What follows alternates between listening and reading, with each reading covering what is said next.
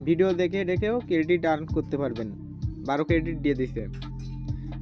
আপনার ফোন দিতে গেলে নাম্বারে ক্লিক করবেন, এখানে কান্ট্রি সিলেক্ট করবেন, কোন কান্ট্রির নাম্বারে ফোন দিবেন।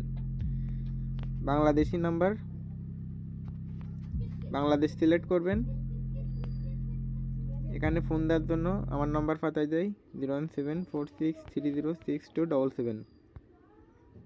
এখানে কিন্তু আপনার অবশ্যই নাম্বার ভেরিফাই করতে হবে।